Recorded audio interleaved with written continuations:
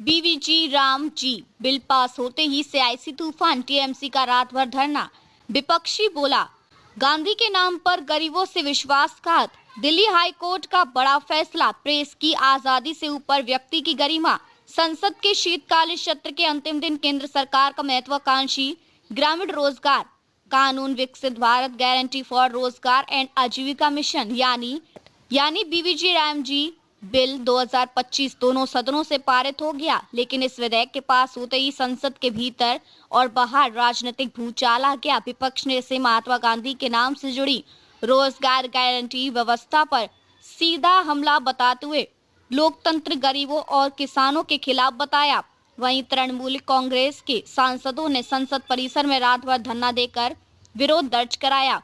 ये पूरा घटनाक्रम ऐसे समय सामने आया है जब दिल्ली हाई कोर्ट ने प्रेस की स्वतंत्रता और व्यक्ति की गरिमा को लेकर एक ऐतिहासिक टिप्पणी करते हुए कहा कि सम्मान और प्रतिष्ठा का अधिकार अभिव्यक्ति की स्वतंत्रता से ऊपर है। दोनों घटनाएं मिलकर मौजूदा राजनीतिक संवैधानिक बहस को और तेज कर रही हैं। आधी रात राज्यसभा में पास हुआ बिल, विपक्ष का वॉकआउट। गुरुवार देर रात करीब 12:30 बजे राज्यसभा में भारी हंगामे के बीच बीवीजी राम जी बिल को ध्वनिमत से पारित कर दिया गया। विपक्षी दलों ने विधेयक को सिलेक्ट कमेटी को भेजने की मांग की, लेकिन सरकार द्वारा मांग खारिज किए जाने के बाद कांग्रेस, टीएमसी, आप, सीपीआई समेत विपक्षी सांसदों ने वॉकआउट कर दिया। विपक्ष की गैर मौजूदगी में सरकार ने विधेयक पास करा लिया। इससे एक दिन पहले लोकसभा में लगभग 14 घंटे की लंबी बहस के बाद यह बिल पारित हुआ था। लोकसभा में भी विपक्ष ने आरोप लगाया कि यह कानून मनरेगा को धीरे धीरे समाप्त करने की तैयारी है। टीएमसी का संसद परिसर में 12 घंटे से ज्यादा का धरना। राज्यसभा से बिल पास होते ही संसद परिसर में विरोध भड़क उठा। टीएमसी सांसदों ने रात करीब 12 बजे से धरना शुरू किया, जो 12 घंटे से अधिक चला। सांसदों ने हाथों में तख्तियां लेकर नारे लगाए, गांधी का अपमान नहीं सहेगा हिंदुस्तान, गरीबों का हक छीना जा रहा है।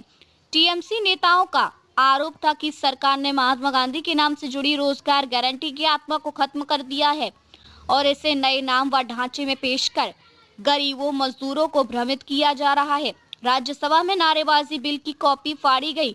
जब कृषि मंत्री शिवराज सिंह चौहान राज्यसभा में विधेयक पर सरकार का पक्ष रख रहे थे, उसी दौरान विपक्ष सांसद बेल में पहुंच गए।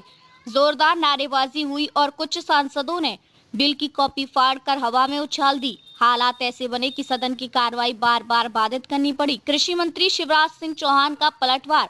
सरकार की ओर से जवाब देते हुए कृषि मंत्री शिवराज सिंह चौहान ने विपक्ष पर राजनीतिक ड्रामा करने का आरोप लगाया। उन्होंने कहा कि मैं गंभीर बहस की उम्मीद कर रहा था, लेकिन विपक्ष ने सिर्फ आरोप लगाए। मनरेगा का नाम शुरू में महात्मा गांधी के नाम पर नहीं था, पहले यह नरेगा था। 2009 के चुनाव के समय वोटों के लिए गांधी जी का नाम जोड़ा गया। सरकार का दावा है कि बीवीजी राम जी बिल विकसित भारत 2047 के विजन के अनुरूप है और ये ग्रामीण क्षेत्रों में रोजगार, कौशल और कृषि आधारित आजीविका को एकीकृत ढांचे में मजबूत करेगा। खड़गे का तीखा हमला, जनता सड़कों पर उतरेगी। कांग्रेस अध्यक्ष मल्लिकार्जुन खड़गे ने इस बिल को लोकतंत्र पर हमला बताते हुए कहा, देश की जनता सड़कों पर गोली खाएगी, लेकिन इस बिल को कभी स्वीकार नहीं करेगी। जी राम जी बिल पर विपक्ष के कड़े बयान। विधेयक के पारित होते ही विपक्षी नेताओं के बयान और तीखे हो गए। रणदीप सुरजेवाला, यह मजदूरों के लिए आजाद भारत के इतिहास का सबसे दुखद दिन है। सरकार ने मनरेगा को खत्म कर लगभग 12 करोड़ लोगों की आजीविका पर हमला किया है। इमरान प्रतापगढ़ी, जल्दबाजी में कानून पास कर गरीबों, मजदूरों के अधिकार छीने गए।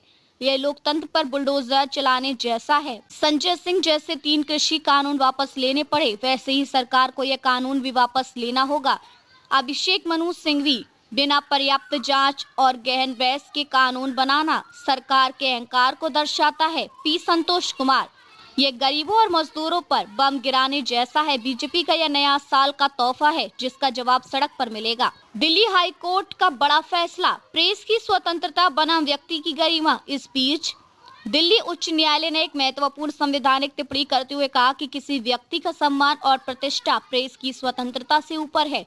न्यायमूर्ति सी सुधा ने यह टिप्पणी उस निचली अदालत के फैसले को बरकरार रखते हुए दी, जिसमें मनी लॉन्ड्रिंग मामले में गिरफ्तार होकर बाद में बरी किए गए एक बैंकर से जुड़े पुराने समाचार लेखों के प्रसार पर रोक लगाई गई थी। अदालत ने स्पष्ट किया कि संविधान का अनुच्छेद 19(1)(a) प्रेस को अभिव्यक्ति की स्वतंत्रता देता है, लेकिन यह अधिकार निरपेक्ष नहीं है और इसे अनुच्छेद 21 के तहत व्यक्ति की गरिमा और प्रतिष्ठा के अधिकार के आगे झुकना होगा। कोर्ट ने कहा कि यदि किसी व्यक्ति को बरी किए जाने के बावजूद उसकी गिरफ्तारी से जुड़ी खबरें लगातार प्रसारित होती हैं और इससे उसे गंभीर नुकसान पहुंचता है, तो ऐसे मामलों में प्रेस की स्वतंत्रता सीमित की जा सकती है। ये मामला मोसरवेयर इंडिया लिमिटेड से जुड़ी कथित अनियमितताओं से संबंधित था, जिसमें प्रवर्तन निदेशालय ने 2023 में बैंकर को गिरफ्तार किया था।